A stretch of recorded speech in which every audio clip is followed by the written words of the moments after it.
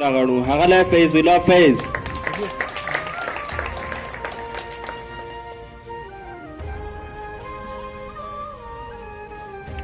اعوذ بالله من الشیطان الرجیم. بسم الله الرحمن الرحیم.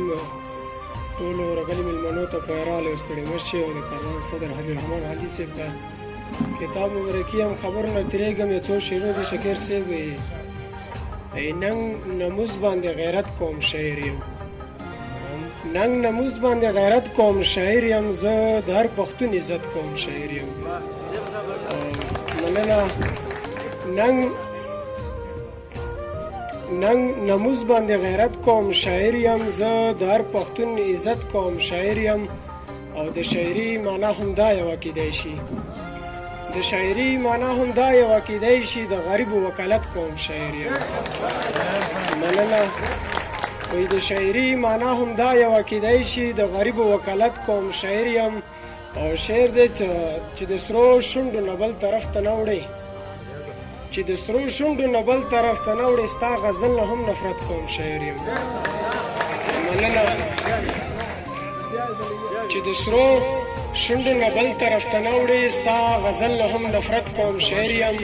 او کم سر د تنه ځینو پروا نشته، کم سر د تنه ځینو پروا نشته، د ظالم څه بغاوت کوم شاعر یم.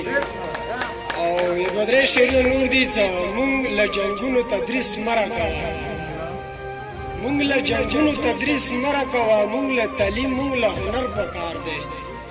ملا د امن ترانې ووایه، ملا د امن ترانې ووایه، ملا د امن یو ممبر پکار دی. او ځوانیم شوه تېره جهالت په تیارو، ځوانیم شوه تېره جهالت په تیارو، په بزرګۍ کې خوږ نظر پکار دی. او صدر صاحب شعر عرض دی چې امن پسند یم غلام نه یم، امن پسند یم غلام نه یم، چې ظلم کړي نو ورڅه شر پکار دی.